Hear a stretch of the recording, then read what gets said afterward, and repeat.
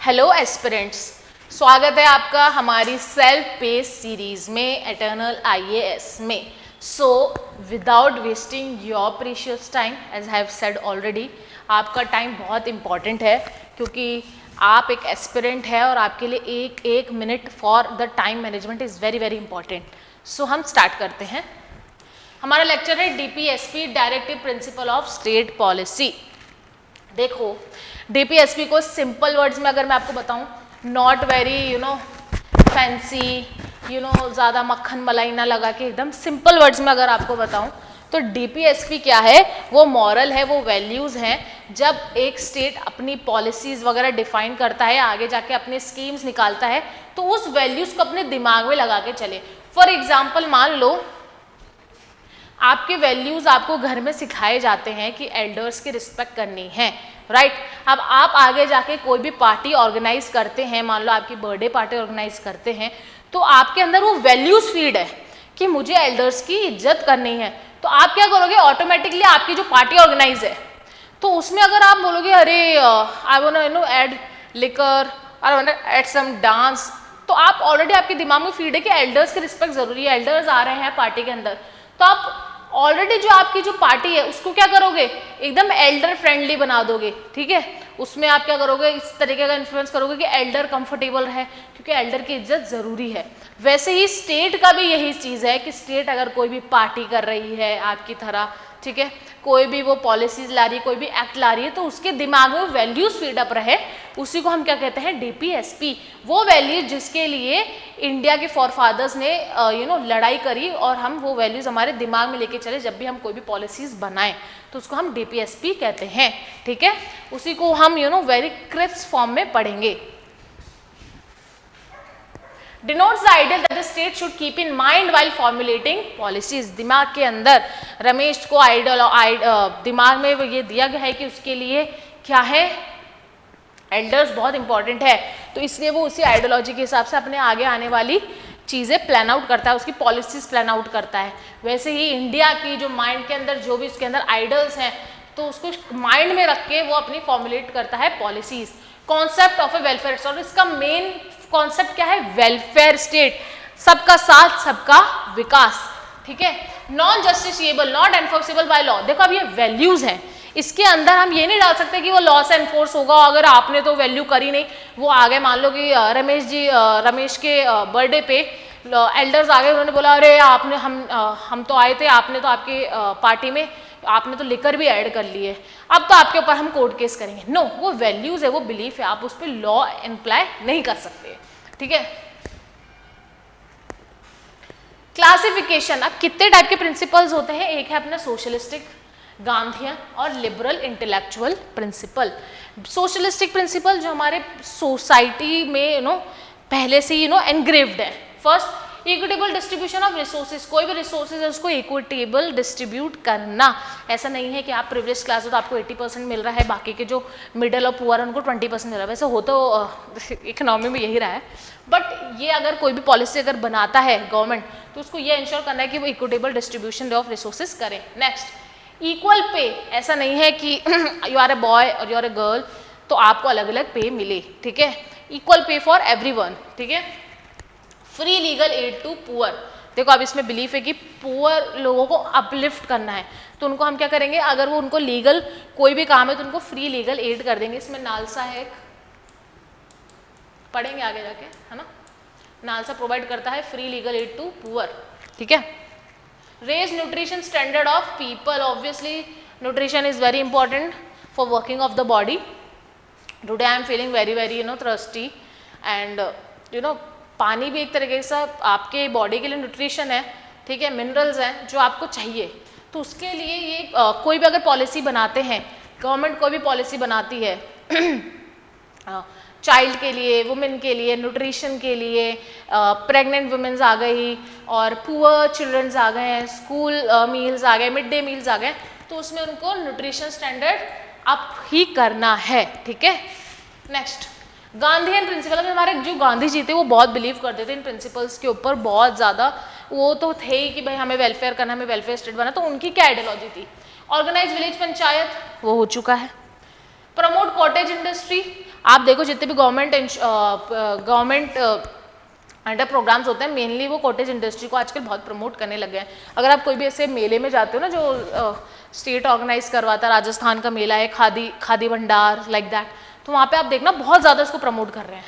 ठीक है, consumption of intoxicant drinks, मतलब लिकर वगैरह को क्या करना है, इंटॉक्सिकेंट को कम करना है, प्रोहिबिट करना है, बैन करना है। ठीक है, ये अभी तक हो नहीं पा रहा है। Next, prohibition slaughter of cow, अभी निकला ना, स्लॉटर ऑफ काउ को बिल्कुल बंद कर दिया, ये गांधीयन प्रिंसिपल के अंदर है, याद रखना।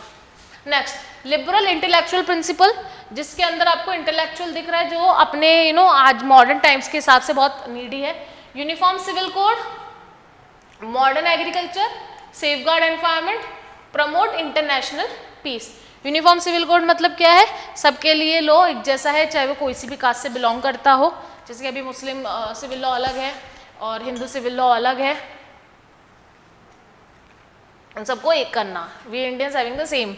ठीक है, ये अभी इस पे काम चल रहा है, ये बहुत डिबेटेबल टॉपिक है, कैसा होना चाहिए नहीं होना चाहिए, इस पे अभी वर्क कर रहा है, देखते हैं what it will gain. Modern agriculture, agriculture is the basis of India, right. Most population अब डिपेंडेंट ऑन एग्रीकल्चर, उसको मॉडर्नाइज करना ताकि वो अपन को और अच्छी यील्ड दे पाए।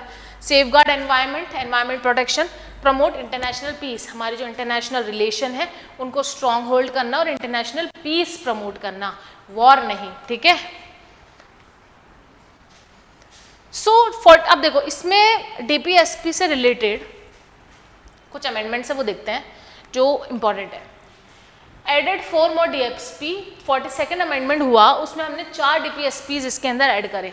Article 39 to secure opportunities for healthy development of children, ये हमने एड ऑन किया, चिल्ड्रन के development. Article 39A to promote equal justice, justice मिले सबको, ऐसा ना हो कि पुअर है तो उसको जस्टिस ना मिले और जो रिच है वो ऐसे लिखकर छूट जाए, ऐसे लिखो और छूट जाओ। ठीक है, article 43A to take steps to secure the participation of workers in the management of industries, worker participation हो, वर्कर्स का ऐसा ना हो कि उनको बस ऑर्डर दिया जाए, उनका भी एक हक हो कि वो भी उसके अंदर इक्वली पार्टिसिपेट कर सकें। ठीक है, ठीक है। Next 48A to safeguard forest wild life, आजकल environment pollution is on high high high high, so forest जो वाइल्ड लाइफ है उनका बहुत ज़्यादा नुकसान हो रहा है, उसको भी हमने इसके अंदर डीपीएसपी में ऐड किया कि अगर गवर्नमेंट कोई भी पॉलिसीज बनाए तो इनको भी साथ में अपने दिमाग के अंदर रखे। Next 44th amendment 1978 to minimize inequalities in income, income की इनइक्वालिटीज को मिनिमाइज करना, गैप को फिल करना। ठीक है, 97 amendment act 2011 state to promote cooperative societies, cooperative societies कुछ लोग मिले और उन्होंने अपना मिलके एक क्या कर दिया, छोटा सा बिजनेस कर दिया, उसको क्या बोलते हैं अपन, कॉर्पोरेट सोसाइटीज को क्या करना, एनकरेज करना। फॉर एग्जांपल अमूल, ठीक है यार, आई लव अमूल भाई, Amul chocolates are the best, dark chocolate specially. Some implementation of DPSP, ठीक है, कुछ कुछ डीपीएसपी जो लॉ में जिनके एक्ट्स बने हैं वो हम इसके अंदर देखेंगे कौन कौन से हैं। ठीक है, simple. Okay, there is so much light. Okay, some implementation of DPSP. Land reforms law, land reform law आया, वो ऑलरेडी डीपीएसपी में था लैंड रिफॉर्म्स का, तो उसको लॉ बना दिया गया, स्टेट ने माइंड में रखा और उन्होंने ये पॉलिसीज निकाली। मिनिमम वेज एक्ट 1948 इसी के चक्कर में आया डीपीएसपी के। Child labour prohibition act 1986, the maternity benefit act 1961 nutrition level, ठीक है। Equal remuneration act, equal pay वाला जो था डीपीएसपी वो इसी से निकल के आया इसमें एक्ट में। वाइल्ड लाइफ प्रोटेक्शन एक्ट देखा था अपन ने, वाइल्ड लाइफ प्रोटेक्शन वो इसके अंदर आया। फॉरेस्ट कंजर्वेशन एक्ट 1980, ये सब डीपीएसपी से निकल के ही इम्प्लीमेंट हुए हैं, इसलिए डीपीएसपी एक तरीके से बहुत इंपॉर्टेंट है क्योंकि वो स्टेट के माइंड में वो वैल्यूज रखता है, ठीक है, ताकि वो आगे जाके कुछ भी इम्प्लीमेंट करे तो वेलफेयर हो। समझ में आया, इसलिए डीपीएसपी इंपॉर्टेंट है। Difference between fundamental right and DPSP आता है, समझ में आना चाहिए, रिवॉल्व करते हैं क्वेश्चन इसके आसपास। फंडामेंटल राइट नेगेटिव होते हैं, मतलब ये स्टेट के अंदर नेगेटिव होते हैं, इसको अगर हमें इंप्लीमेंट करना है तो हम सुप्रीम कोर्ट जा सकते हैं, इसलिए नेगेटिव होते हैं। लेकिन ये पॉजिटिव होते हैं, क्यों? क्योंकि स्टेट खुद अपना दिमाग के अंदर जो वैल्यूज है उसको इंप्लीमेंट करता है, इसलिए ये क्या है? पॉजिटिव है। जस्टिशिएबल मतलब लीगली इसको एनफोर्स कर सकते हैं, लेकिन ये लीगली एनफोर्सेबल नहीं है। एम पॉलिटिकल डेमोक्रेसी, इसके अंदर क्या है? Political democracy, social and economic democracy. इसके अंदर हम पॉलिटिकल डेमोक्रेसी कर रहे हैं क्योंकि लोगों को हम क्या नहीं कर रहे हैं? सप्रेस नहीं कर पा रहे हैं एफआर में। और aim social and economic democracy, social welfare state and economic equal pay for equal work अपन ने देखा था, वो भी इसके अंदर हम इंश्योर कर रहे हैं। वेलफेयर ऑफ द इंडिविजुअल, इसके अंदर एक इंडिविजुअल का वेलफेयर है। इसका मतलब अगर किसी का भी फंडामेंटल राइट डिग्रेड हुआ है, फॉर एग्जांपल रामू, इसका एफआर छीन लिया गया, right to speak in public, उसको बोला कि no you can't say this, you can't say that, तो वो एक इंडिविजुअल मतलब वो सिर्फ राजू को ही जस्टिस दिलवा रहा है।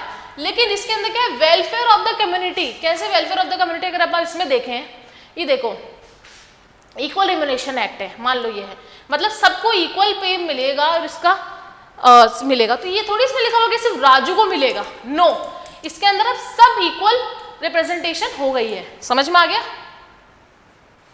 Automatically enforce, required legislation for enforcement, मतलब इसमें एक्ट बनाना पड़ेगा लेकिन ये ऑटोमेटिकली एनफोर्स है इन द कॉन्स्टिट्यूशन। ठीक है।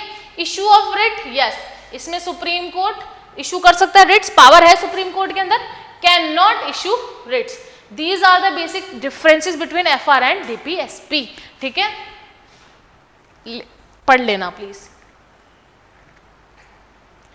क्वेश्चन हर क्लास के बाद एक क्वेश्चन हम करते हैं, तो आज हमारी क्लास के एंड में हम एक क्वेश्चन करेंगे। What are the goals of state policy directive principle? DPSP का अल्टीमेट गोल क्या है? अल्टीमेट क्या था? यही है ना, सोशल भी है, इकोनॉमिक भी है, तो पॉलिटिकल भी है। इन सब के जो वैल्यूज एंड बिलीव्स हैं, इसको किस में डालना? अपनी पॉलिसीज में, एक्ट्स में। ये क्या है? डीपीएसपी का मेन गोल है। तो इसका आंसर क्या हो गया अपना? 3। ठीक है गाइज, हमारा डीपीएसपी हो चुका है। Thank you so much for joining us for the classes. I hope आपकी कंसिस्टेंसी रह रही हो और आप एक टॉपिक कर रहे हो जो आपकी यूपीएससी जर्नी के लिए बहुत इंपॉर्टेंट है। Thank you so much guys.